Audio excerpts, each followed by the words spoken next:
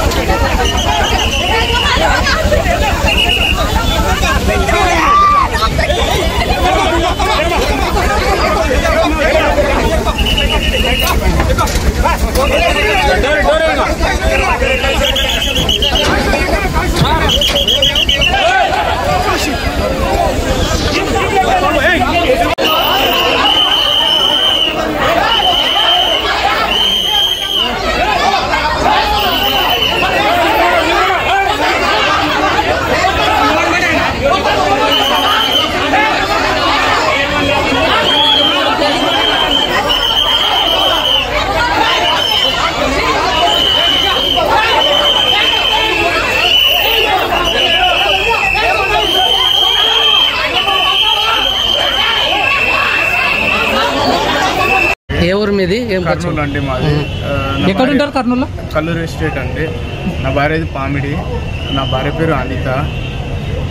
మాకు marriage 1.5 year అయిందండి. తనకేం లేదండి, 12th నుంచి కొంచెం ఫీవరిష్గా ఉంది. అంటే కొంచెం తనకి హెయిర్ చాలా లాంగ్ అండి. స్నానం చేసినందుకు కొంచెం ఫీవరిష్గా ఉండే, చలి అనేది.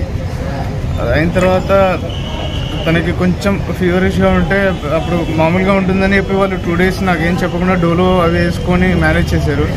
కొంచెం 15th తేదీ వామిట్ అయింది ఒకసారి. వామిట్ అయినందుకు నేను మధ్యాహ్నం 3:30కి పిలుచుకొచ్చానండి. ఎక్కడికి? 3:30కి శ్రీచక్ర హాస్పిటల్కి పిలుచుకొచ్చానండి. 3:30 to 3:30కి డైరెక్ట్గా వచ్చేసి ఎమర్జెన్సీ వార్డులో వెళ్ళానండి. ఎమర్జెన్సీ వార్డులో వెళ్ళాను. ఎమర్జెన్సీ వార్డులో వచ్చేసి మనకి వాళ్ళు ట్రీట్మెంట్కి ఓపీ తీసుకోమన్నారు. ఓపీ తీసుకున్నాను. మెడిసిన్ అన్నారు. మెడిసిన్ ఇచ్చానండి. మెడిసిన్ ఇచ్చిన ట్రీట్మెంట్ స్టార్ట్ చేశారు. ఆ ట్రీట్మెంట్ 7:30 వరకు జరిగిందండి. 7:30 వరకు జరిగింది.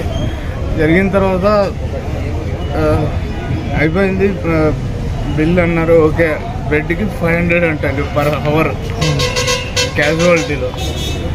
ఇది అయిపోయింది. తర్వాత వచ్చి మొహం కడుక్కొని జడేసుకుంది, గ్రేప్స్ తినింది, కొంచెం ఇది కోకోనట్ వాటర్ తాగింది. అంతా బాగానే ఉందండి. సడన్గా 10:15, 10:20 ఆ టైంలో ఇక్కడ ఇంతకుముందే కొంచెం షివర్ అవుతుంది, కాళ్ళు ఇట్లా ఎత్తుతుంది అని చెప్పేసి నేను చెప్పానండి ఎమర్జెన్సీ వార్డులో. వాళ్ళు ఏమన్నారంటే జస్ట్ చలికి అట్లా ఎత్తుతుండొచ్చు, వేరేది ఏమి ఉండదు అని చెప్పేసి అన్నారు. అంటే చెప్పాను, సార్ మాకు 1 year పైన అయిపోయింది సార్, మ్యారేజ్ అయ్యి 1 year 10 months దగ్గర అవుతుంది. ఇంతవరకు ఎప్పుడు అట్లా ఏం లేదు, ఇప్పుడు చేస్తుంది సార్ ఈ 3-4 days నుంచి అని చెప్పాను. చెప్తే ఏం కాదులేండి అది చలికే అన్నారు. తర్వాత ఇంటికి వెళ్ళిన తర్వాత 9:30, 9:40 ఆ టైంలో 9:30, 9:40 ఆ టైంలో ఇంకా తనకి అది షివరింగ్ అనేది ఎక్కువైపోయింది. చాలా ఎక్కువైపోయింది షివరింగ్ అనేది. సారీ, తర్వాత ఏం జరిగింది చెప్పండి. షివరింగ్ అనేది కొంచెం చాలా ఎక్కువైపోయింది. ఎక్కువ అవుతే ఇంకా తన బాడీలో మూమెంట్స్ డిఫరెంట్గా స్టార్ట్ అయ్యాయి. కళ్ళు ఇట్లా అనడము, నాలుగు బయట పెట్టడము.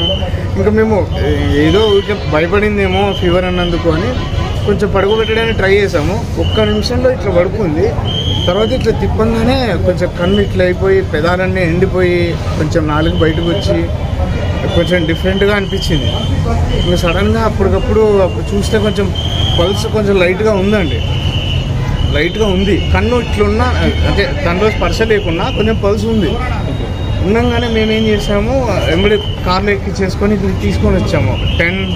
11:30 ఆ టైం తీసుకొని వచ్చాము. నేను అక్కడి నుంచి అరుస్తూ వస్తూ ఉన్నా మెయిన్ రోడ్ నుంచి.